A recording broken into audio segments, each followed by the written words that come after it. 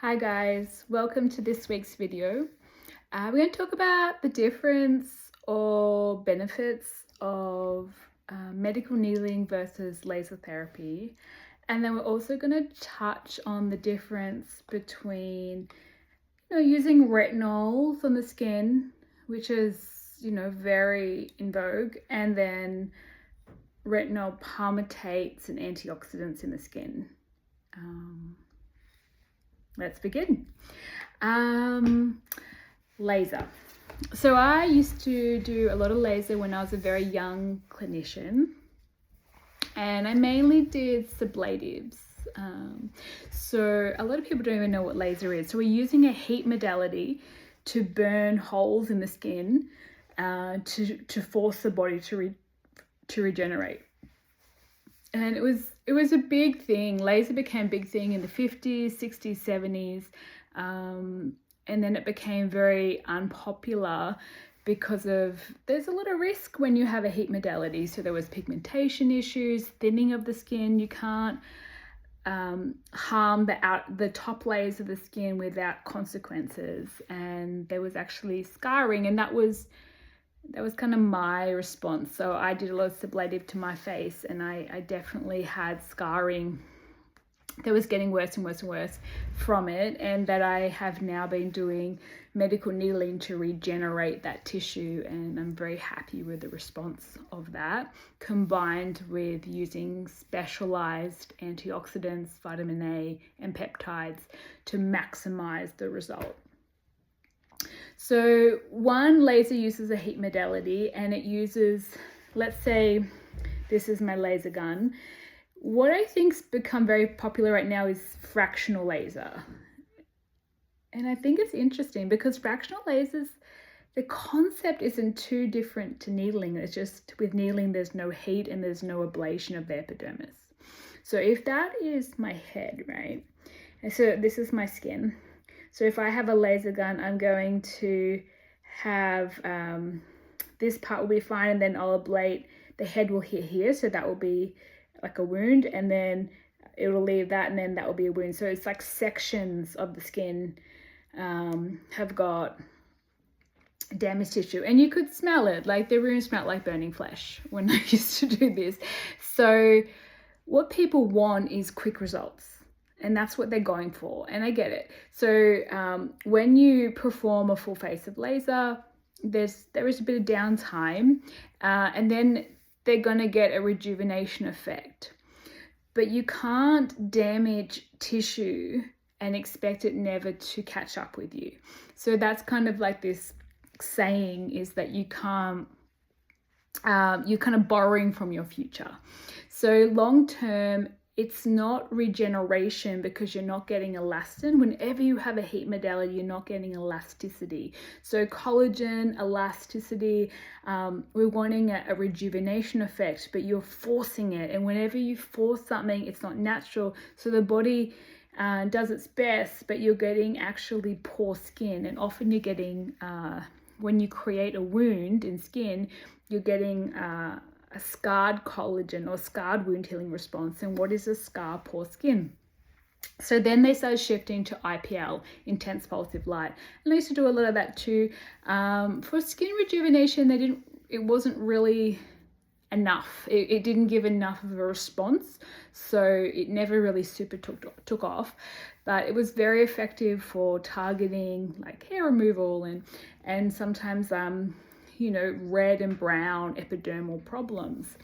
So then it was 1999, Dr. Des Fernandez presented at a conference in San Francisco how a prick, a needle to the skin, could regenerate tissue. And this is why if you've ever been sewing and you've pricked yourself, there's no scar there. So it's scarless wound healing. And the research, they've done a lot, like Dr. Matatis did a lot of research, so we have the data, and it just blows needling out of the water. But what it mightn't be as alluring to some people is that it is a process. It's not a one treatment done, regeneration. It is tricking the body into healing itself and regenerating itself. And when you create that wound, we've got our tissue here, example, the needle goes in, but there's no damage to the barrier of the skin. There's no damage to the epidermis. There's no death of tissue. You're just inserting a needle and you're catching the blood vessels down in the dermis, and they release a wound, and then the body goes, there's TGF beta 1, 2, and 3. So we want to get the most we can get out of this wound healing response. So that's why we recommend using or prepping the skin with vitamin A, C, E, antioxidants, and key peptides, because that is the building blocks to get more regeneration of those growth factors. And why would you want that? Because as you age, your skin is compressing. It's actually getting thinner. So you want a thicker epidermis. So medical needling grows a thicker epidermis, and it's regeneration of your natural tissue. So you're becoming stronger and younger, and you're going to absorb your vitamins better. You're going to see that happen, and it's going to take time, because you would perform the procedure as close together as you can handle, and then you would have prep work pre and post, and then over the next year you're going to see a lovely rejuvenation effect. So when it comes to medical needling, it is far above any laser, because it's actually, you're getting natural regeneration, which is going to give you long-term response, and you're not going to have to remodel that skin down the track, which you will whenever you force the body to do something it's not designed to do. Similar to, maybe we'll touch now on vitamin A. So when it comes to our retinols, a lot of products use retinol. So Environ use a medical grade retinol, so the quality matters, but then how they compound it in the lab also matters a lot. So they don't use it solo. It's got in here lots of support for your barrier boosting ingredients. Because retinol is irritating to the skin, it also has ingredients that mimic retinol, so you're getting that rejuvenation of the skin, healthy stress, but not getting all the irritation. But you wouldn't start on a retinol. Why wouldn't you start here? If I want to have wrinkles or pigment or scarring or acne, it's not where you'd want to start day one. You'd want to first repair what the skin's made of. So you want to get the foundation sorted out. So this is of the line, this is a combination of what's called storage esters. So when you're born, you're made of storage esters of vitamin A, C, and E, and the body converts a little bit, 3% into the retinol as it requires it. But generally, this storage ester is the key, because it makes you hydrated. It gives the skin the ability to use its immune system. Our skin has its own immune system to delete damaged DNA, get rid of that, and then help keep everything intact. But if this is all deficient, you're going to find we've got a faulty immune system in the skin, and it can leave damaged DNA, which is going to increase our chance of having skin cancer down the track. So we want to have hydration of the skin, so this helps make the natural hyaluronic acid. So instead of constantly trying to put serums of hyaluron on, you could work on the factory that makes it, and then it's going to help become SPF of 25 plus in the lower layer of the skin. So it's going to protect you against free radicals and antioxidants should they get down in that area if you don't have protection on top of them. And this is going to keep the whole factory functional. So that's why it doesn't matter what you do with your skin. If this is deficient and you start putting a stress on the skin, stress equals demands minus resources. So if you don't have the resources before you put the stress on the skin, do you see how that could be a problem? Because your skin, it's a living organ, and it's actually responding to our external and our internal factories. And when you have blasted free radicals every day, when you have tissue that's slowing down its division rate, when you have all these different problems going on, and anything complicated is going to have problems, right? So you want to keep those resources really strong if you want to see that beautiful, healthy, aging well skin. And why you would want to focus first on resources before adding healthy stress on the skin is because then the stress is healthy stress.